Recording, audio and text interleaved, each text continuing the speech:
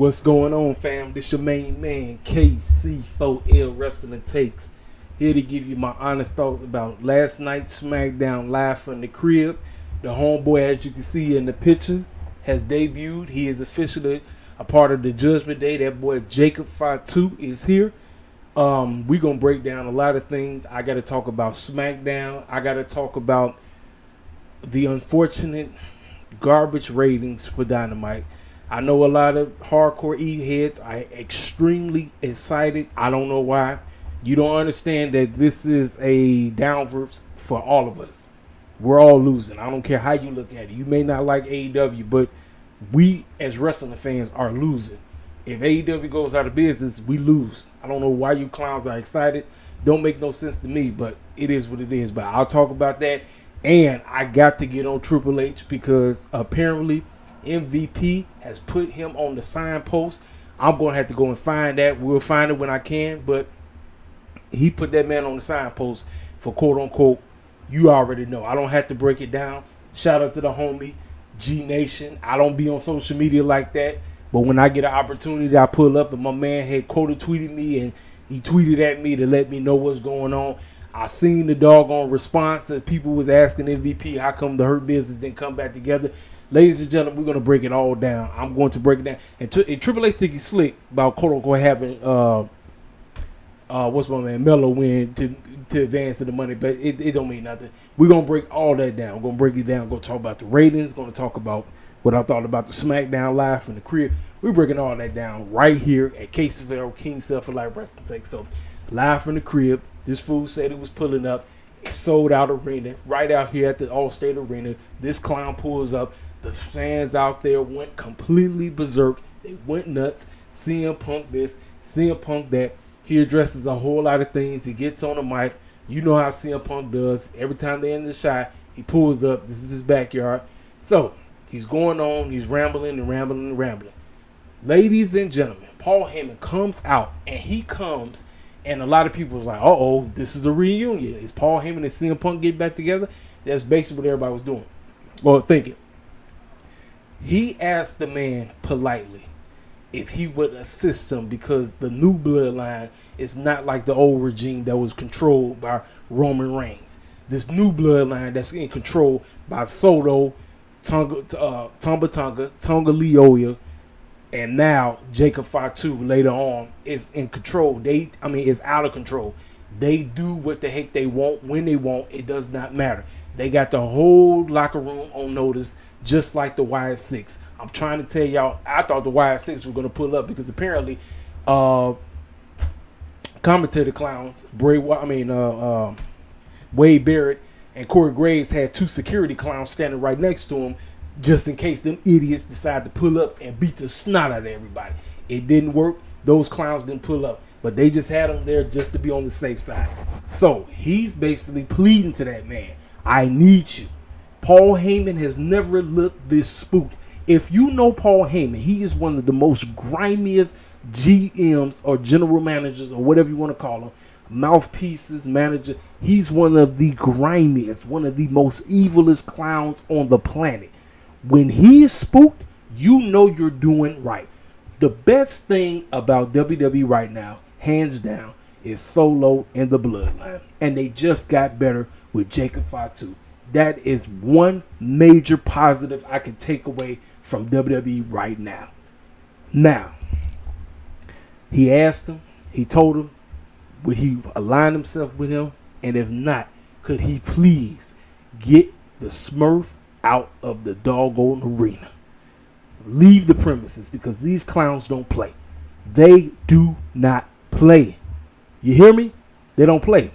So, they came out. He was ready to beat the snot out of them. Here come Randy Orton. Here come Kevin Owens. Here come Cody. All of them basically, And so later on, we're going to get Cody versus Solo. Cool. Got a problem with that. And forgot to talk about this. Kayla Braxton is moving on from the E. I can't believe she's been there for 8 years. That's time fly, ladies and gentlemen. She has been in the company for 8 years. I can't believe it. I'm wishing her the best. Everybody, let me tell y'all something about Kayla Braxton. Kayla Braxton has got a mixed vibe. It has absolutely nothing to do with her being in the E. It's about how she approaches things. Everybody obviously can see she's biracial. There's been a lot of people that have been questioning certain things about her because of certain things she say online or whatever, but I'm not going into all that. But I'm just telling you, for my side of things, I'm wishing her the best. I hope she, whatever her future endeavors, whatever she plans on doing. But 8 years, I can't believe that time flew. But first segment, decent. Like I said, crowd went nuts. Like I said, obviously, the name of the game is the Bloodline is getting more powerful and getting more stronger. So, we get to the first qualification match, if I'm not mistaken. I believe it was the women or was the men? Hold on. Let me give me 1 second, ladies and gentlemen, because they don't have everything. They just basically just got to run down the thing. So I apologize, ladies and gentlemen. So give me 1 second, because I want to make sure I'm reading everything word for word. I'm not missing nothing. Yes, this is what I was looking for right here. So, where we at? Just talked about that. Where we at? First match. Okay, so we got a triple threat. Bianca, Chelsea Green, Mia Yim. Now, this is for the women's side of things. Just listen, ladies and gentlemen. Again, the whole point is we're getting Bianca and Jade at WrestleMania. So, whatever Triple H is trying to tell, it's the downfall of Bianca. Chelsea Green, who is a heel, got one of the biggest pops when she got the victory. I don't know if H wants to turn her babyface. I don't know. I told you, this company is confusing because they don't know what to do. You don't know if somebody's supposed to be a heel. You don't know if somebody's supposed to be a face. And I'm going to get there because I'm going to talk about what I'm feeling between CM Punk and Drew McIntyre. But with Bianca basically trying to get back in there to try to pin Mia Yim, a.k.a. Micha, it didn't work. Chelsea Green, because Bianca did the, what's the move? The KOD. And as she was finna do it, Chelsea Green just pushed out and she stole the win. She got the victory. So she moves on. Now, does she win the Money in the Bank? I don't know. I have no clue. She could, but this is the biggest babyface pop she's ever got in her career. Like, Chicago went nuts. They went crazy for her. I mean, I'm like, is she a heel? I mean, she's a face? I told you, it's confusing. The E is so confusing. They don't know who's what. They can't make up their mind if somebody is a heel. They can't make up their mind if somebody's a face. They don't really know. It's like if you're not a part of the Bloodline, they really absolutely have no clue what they're doing. And so many people could tell you that the storylines that's being told make sense. A lot of it is just mumbo jumbo. Just tell you both is true. But Chelsea Green got the victory. She got a nice pop. I thought this was a decent triple threat. And the sad part is, triple threats are they so done in the East so much that they don't mean anything. Like, I think between 2023 and 2024, I think I've seen probably about 100,000 triple threats in the E. I remember when triple threats were done, when it was something meaningful and you had no choice but to do it. H, because Triple is in his name, he can't help himself. All he knows how to do is triple threats. That's it. That's all he does is triple threats all day, and they don't mean nothing. You don't feel anything. Yes, the matches are decent, but I'm like, man, triple threats are only supposed to be done when they're called for. This clown just does them just because it's in his name and he has to do it. So she wins, and that's that. Backstage, they show Bayley watching, and then here come Davenport talk about when she get in there, she gonna win Money in the Bank and she gonna take her championship. I see what they're trying to do, but I need a little bit more devastating, like a devastating presence from this young lady. Like, right now I don't really feel anything. I don't know, like I said, it's up to H, because again, H and the presentation is how you get to care about a certain wrestler. And right now, I can't really say too much. Will she win her triple threat? More than likely, she probably will next week. So, Solo Sikoa was talking to Paul Heyman about him basically trying to run away from the Bloodline. He basically was scolding him, saying that if you leave, you getting jumped. Basically putting him on, he beasted him out, if you get my drift. Grayson Waller is being interviewed, and Austin Theory was nowhere in sight, and obviously they trying to break them up. So looks like DIY will become future WWE Tag Team Champions. They'll probably happen in Money in the Bank. Ladies and gentlemen, this version of DIY I don't give a rat's behind about. This ain't the same DIY. This is not DIY from Black and Gold. This is two clowns that are basically thrown together because they're trying to relive what they did in Black and Gold. I don't know what's going on. Like should be thriving with them right now, but he don't have the slightest clue. He don't know what he's doing. He's just doing anything, ladies and gentlemen. So, but the match is gonna happen, and DIY will become your new WWE Tag Team Champs. The story writes itself. While they were talking, you heard somebody, because they were standing in front of the garage. You heard somebody banging on the garage and boom, boom, boom, boom, boom, and everybody in the grandma knew. Listen, ladies and gentlemen, that whole stupid stuff with Drew talking about he quit. I said this circus clown is basically going to pull up to SmackDown and beat the snot out of CM Punk. Sure enough, that's exactly what happened. And guess what? CM Punk was bleeding all over the place. Ladies and gentlemen, I'm confused about this right now because H wants us to feel sympathy for Drew.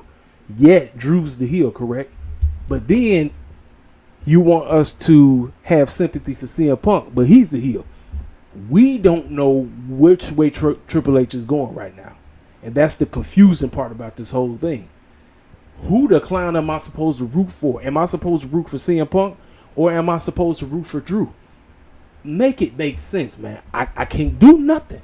So right now, for people who want to know how I felt about it, decent. But I knew it was going to happen. I already knew it was going to happen. I'm like, okay.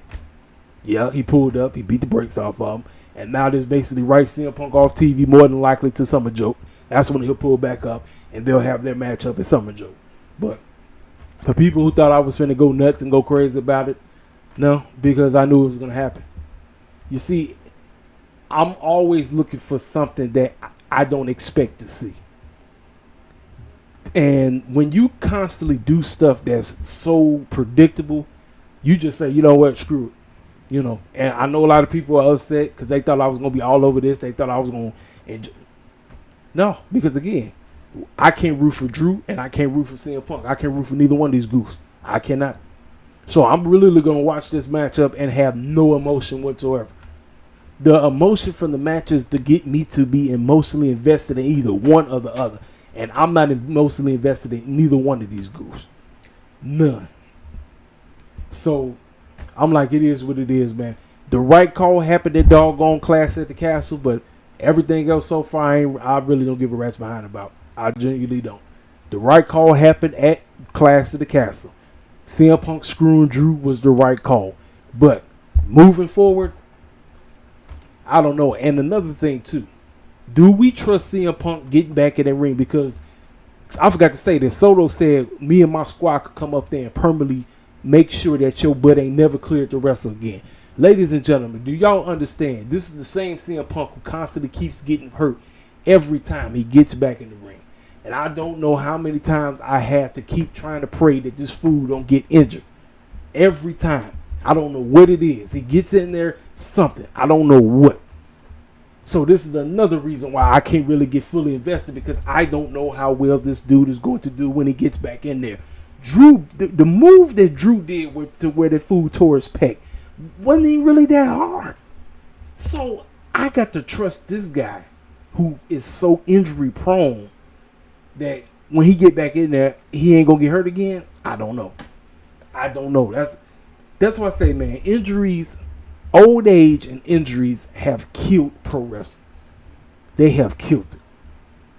And now the fact that because we don't have nobody that's on that level right now, outside of Roman Reigns, you know, I'm like, how am I supposed to depend on cats that keep getting hurt? You understand what I'm saying? I'm like, it is what it is, but they stretching him out. They send him to the doggone hospital or whatever, and he is being overlooked. They say they keeping him overnight and all this crap. I'm like, it is what it is, man. You know, the beatdown was great. Well, actually, we really didn't see the beatdown. You just heard it. And when the garage door opened, you seen him bleeding all over the place. I'm like, it is what it is on that. So then we get to the next triple threat. Carmelo Hayes, Randy Orton, Tama Tonga. Now, Let me talk about it. So, Carmelo Hayes got a jobber interest, ladies and gentlemen. I told you. Just because we are on this show does not mean that we matter. I don't know how many times I have to tell everybody this. Look at me when I say this. We do not matter in this company. We can win championships. We can be the number one, the number two. We can do all that. But at the end of the day, we genuinely do not matter in this company. And ladies and gentlemen, before I continue, I want to go ahead and talk about it. MVP was asked how come the Hurt Business did not get back together. How come they didn't run it back? And they said, talk to Triple H. They say, people say, well, that was the old regime. He said, the old regime is just like the new regime. What do you think he meant by that, ladies and gentlemen? The old regime is like the new regime. H don't give a dang about us. He straight told Booker T to his freaking face. And you got that fool cooning up talking about that was the right move. That fool got 3 Hall of Fame rings. You think he ain't finna be shucking and jiving for the rest of his life? You already got R-Truth cooning left and right. This is why I say I would look here. Some of y'all be like, oh man, the reason why you don't like the E or you be listen.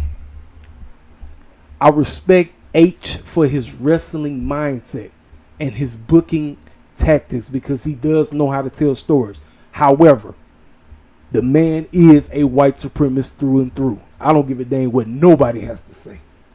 Just because we are on the show don't mean nothing. He's just as bad as Vince McMahon. I'll be trying to tell y'all clowns this every day. That's exactly what MVP was telling the fans who kept responding to him. H don't give a dang about us. We are on the show for pandering reasons and pandering reasons only. I don't care what nobody has to say. It is what it is.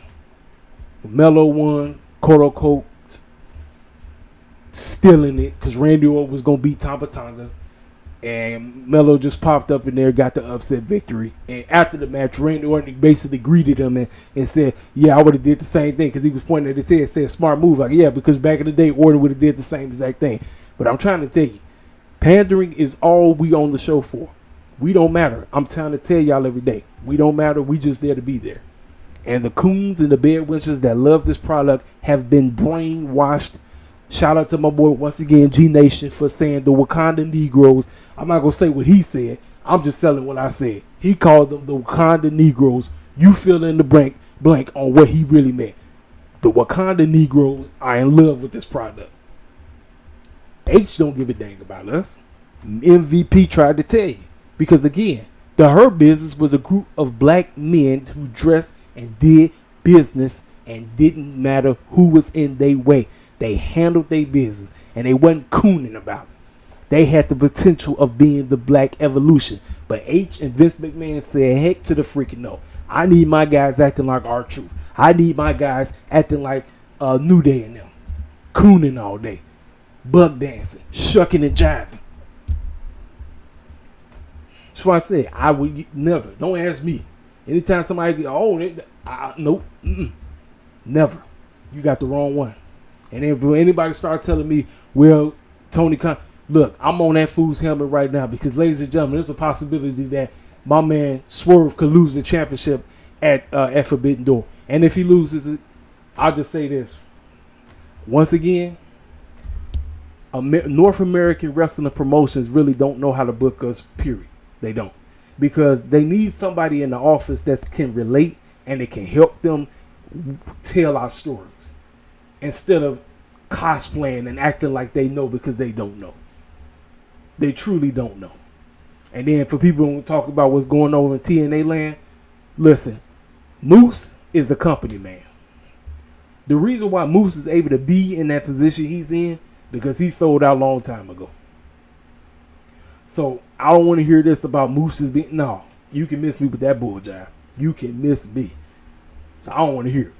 North American wrestling promotions have absolutely no clue when it comes to presenting us the way we should be presented, instead of stereotypical ways that really don't move nothing, that don't move no needles or anything like that. So I want to salute Mr. MVP for telling the bold-faced truth about the clown that's controlling WWE right now. People are going to be mad at me, but it is what it is. Somebody got to say, somebody got to speak up. Somebody got to tell the truth in these IWC streets instead of sitting up here, coming up here, cooning left and right. No. You got the wrong one. Yeah, I might be born again, but you ain't catching me shucking and jiving. You can miss me. I ain't doing all that. So then we get LA Knight. He calls out Logan Paul, and apparently they're going to be in a triple threat. And then another triple threat to determine who's going to get in the Money in the Bank match. Esteban comes out. He said, turn that goofy music off. They going back and forth, running their mouths and all this stuff. So with the distraction going on, Logan Paul comes out of nowhere, and he tries to do the Superman punch, and it looked weak as heck. I said, Logan Paul, you better than that, man. You are better than that. This fool coming there doing one of these numbers, and LA Knight sold it. I'm like, bro, that's one of the weakest punches I've ever seen, period. Now, Esteban is going to win because these two circus clowns are they too busy beefing, and I think this is going to happen. I think we're going to get LA Knight and Logan Paul to do it. We're going to get a two-parter. LA Knight and Logan Paul are going to face each other at Money in the Bank. LA Knight is going to lose, and then he's going to get a rematch clause for Summer Joke, and then he'll beat Logan Paul in his backyard in Cleveland. That's what I'm going out on a limb, but I'm like, it is what it is, man. On this. We get Andrade, Grayson Waller, and Kevin Owens. Now, Kevin Owens, they messed his knee up because of the bloodline attack from earlier, so he running out here hobbling on one leg or whatever. And, like I said, triple threats are done so much in this company that they really don't feel important. They don't. So it's like you see one triple threat after another, and I'm just sitting up here like, man, like, I get where you're trying to go, but it's the whole kill two birds with one stone mindset. In this case, kill three birds with one stone, but, So with all the goofy stuff going on, Kevin Owens hurt. Grayson Waller really can't focus on nothing because he don't know if Austin Theory got his back, and he worried about DIY and them. Andrade came in there, handled the business, got the victory 1-2-3. So he going to Money in the Bank. So then Cody come out. Now they showed Cody backstage and everything, and he told the squad members, he told Kevin Owens, he told Ward, hey, I'm good. I'll deal with Solo. He said, listen, I understand you want to do that by yourself, but you already know. You know you're going to need backup. And Mr. Homelander himself acting like he's the superhero, and he could take anybody. He could take 1,000 men on by one-on-one or whatever. It is what it is. So Mia Yim ran up to Tiffany, and Tiffany was laughing at her, saying that you're not getting in the Money in the Bank. I'm going to get in here. And then Mia Yim said, well, the only reason you standing tall is because you got Nia Jax to quote-unquote protect you and babysit you. Sure enough, Nia Jax rolled up, beat the snot out of her, and Tiffany just looked at her and laughed. So it's going to be a triple threat. Naomi, Tiffany, and there's one more girl that's Blair Davenport. Kayla talked about Drew's situation. As of right now, they didn't say if he's suspended or nothing right now, but they talked about an update on CM Punk. Like I said, he had the doggone hospital. So then Paul Heyman, Solo, and them get ready to come out. American Nightmare with the pyro, And the match didn't even get started. The match ends in no DQ because Toa Leon and Tama Tonga come out and basically beat the snot out of them. And it's a 3-on-1. So then, here come Orton. Here come Kevin Owens hobbling on one leg, looking extremely silly, coming out of nowhere. So now it's 3-on-3, right? Where they kick them other two clowns out. And so now it's Solo by himself, and he's sitting up there looking extremely goofy. Just looking goofy as possible, like, hey, please, I'm sorry. And that sorry turns into an evil grin. He started laughing. Jacob Fatu, ladies and gentlemen, has made his arrival. Ladies and gentlemen, for me, the end of SmackDown is what carried this show. And the sit down backstage with Solo and Paul Heyman. Solo is coming into his own, ladies and gentlemen. There's a lot of people that really ain't feeling Solo. He's coming, hanging out with Paul Heyman, hanging out with Roman Reigns has done wonders for Solo. It has done wonders. I'm trying to tell y'all. But like I said, the ending. The ending, Jacob Fatu coming out of nowhere, beating up. I mean, he annihilated Randy Orton. He annihilated Kevin Owens. And, I mean, he just straight murked. Cody Rhodes got his tail murked. A.K.A. Homelander, he got his butt murked, ladies and gentlemen. He got destroyed.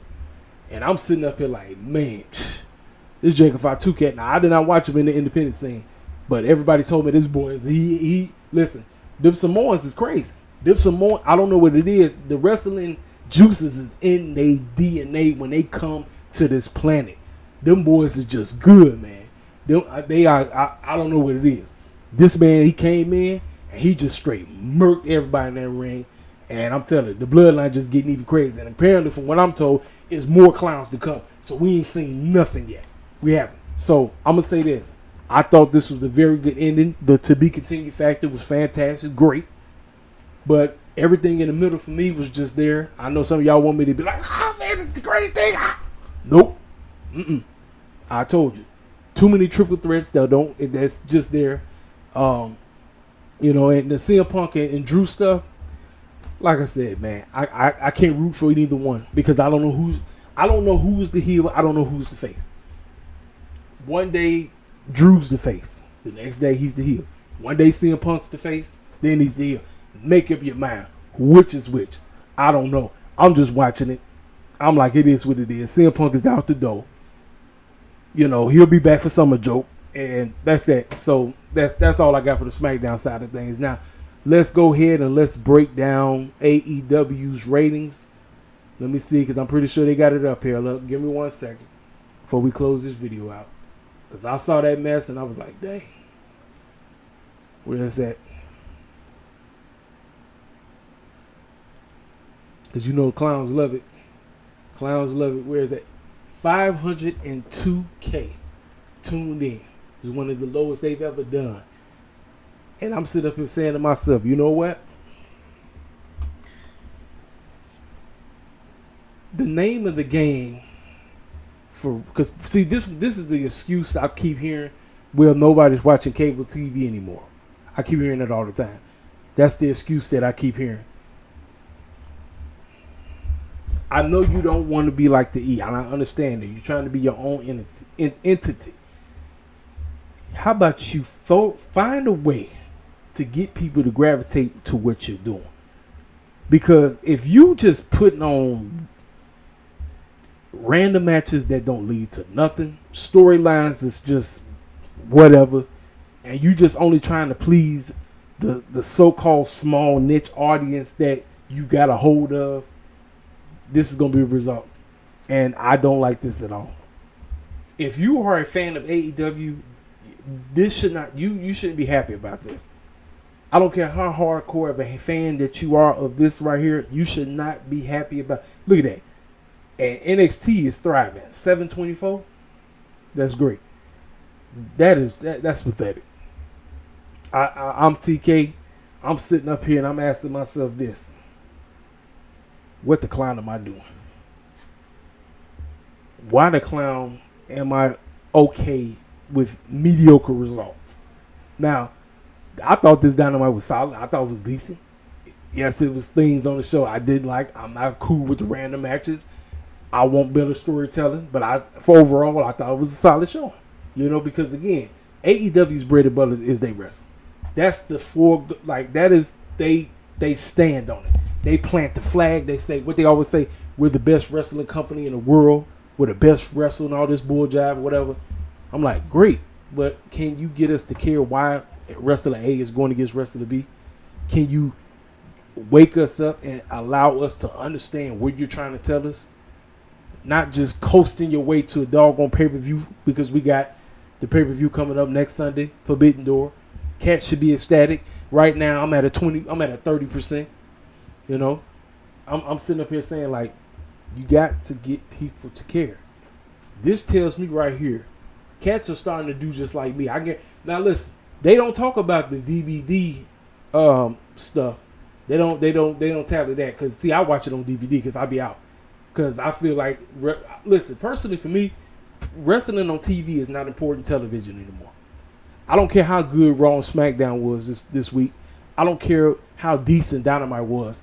For me, pro wrestling is no longer a priority. I got other business that I had to handle. And I can just come in, watch it on DVR. And again, I tell you all the time, I can't stand commercials, so I'm not finna sit up here and waste my time. Fast forward to Pull Jive. Picture-in-picture is one of the dumbest decisions ever created. Do not let a circus clown named Excalibur tell you that picture-in-picture is one of the best things on the planet. Don't listen to him. Picture-in-picture is one of the worst things ever. Commercials in general, it's not my thing. But pro wrestling on television is no longer a priority. Some of y'all ain't got nothing else to do, so y'all just sit at home and watch TV all day. I got business I got to handle, so I'm not home for SmackDown. I'm not home for Raw. I'm not home for Dynamite. And if I am, I'm not watching until the show's done. That's just how the game works. Right here, if you really want somebody to tune in, you're going to have to make somebody care. The reason why the Attitude Era and the Hogan era in WCW was thriving, the New World, all that stuff, is because they got Eric Bischoff and Vince McMahon got clowns to care back in the day. They got circus clowns to care. Triple H, Tony Khan got to get clowns to give a damn. If clowns don't care, the rating, this is what the ratings are going to be. I'm just trying to tell you, and I'm speaking for all the shows, regardless of SmackDown, Raw, or whatever. If you want clowns to tune into your product, you're going to have to make that scare. And pro wrestling alone ain't it. I don't give a dang what nobody has to say. Pro wrestling alone is not it.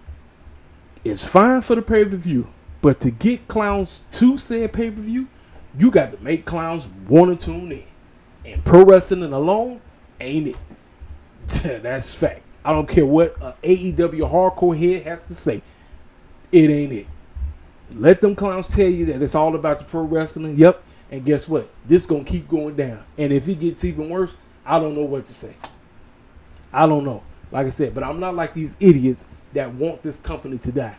Because I'm trying to tell you, if some way, somehow, this ends up being exactly like what happened to WCW, I'm telling you right now, it won't be well. I don't give a dang what a hardcore E-head has to say.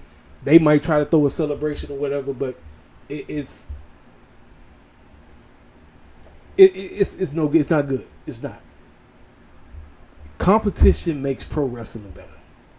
And settling for less and not giving the dang and just caring only for the niche audience, that ain't it. And I know people going to say, well, even if they tried, they not going to. Listen, go out and make a new audience. If you're not going to be able to get the clowns that love to eat, go out and get a new audience. Figure it out. Get some help, Tony Khan. Quit trying to come up with crap that don't make no sense. Lackluster building. Not prioritizing your main champion. Right now, every clown in the back should be gunning for Swerve. Not Swerve gunning for every other clown. Lackluster like a mug. Again, you got your first black champion and you got him looking like a straight up joke. I'm trying to tell y'all every day. Some of y'all thought I was going to be up here giving Tony Khan a pass because it's quote unquote AEW. No. The game is to get fools to tune in to your product. I don't know how. I feel like a freaking broken record. That's it. I don't really have anything else to say. Y'all already know what to do. Hit the freaking comment section up. You tell me what y'all thought. I know some of y'all thought this SmackDown was one of the best ever. It was a good show. It was. But like I said, I tell you all the time, I'm indifferent. I'm not like these circus clowns that just anything that H do, they love it. No, take that jockstrap off. Take it off. And like I said, we have to cook that man. And unfortunately, we have to cook him because, like I said, H, again, constantly showcases how he moves. And MVP put him on blast. It wouldn't shock me if somehow down the line, MVP, quote-unquote, gets released from the E. It wouldn't shock me at all. Because remember, y'all forgot about ACH. I had to listen, go through my archives. I did a whole video on it. It happened in 2019, towards the end of 2019. I broke down that whole thing. My man ACH went on like a 30-minute rant, basically destroying Vince, destroying Triple H. He destroyed all them clowns because these fools okayed a blackface t-shirt. Remember, y'all said H ain't like Vince McMahon. Y'all said, no, he's the same exact way. Y'all thought, quote unquote, he was playing a gimmick. No, H is the same exact way he was back then. He's just like Vince. 2 peas in a pie. And that's sad, man. But it's reality. It is what it is, man. Somebody got to tell the bold-faced truth. Some of y'all don't want to. Some of y'all want to sit up here and sugarcoat because you love this company. Y'all want to sugarcoat for all these North American promotions. You want to sugarcoat for that coke head Tony Khan. Then you want to sugarcoat for this big nose schnoz McGee circus clown out here in Connecticut. No. We cooked everybody over here at Caseyville King Self for Life Wrestling Takes. We keeps it 100%. That's all I do. Ladies and gentlemen, you know what to do. If you're new to the channel, feel free to subscribe. Make sure you hit that like button, leave a comment. And I'll talk to y'all cats later. Holla at your boy.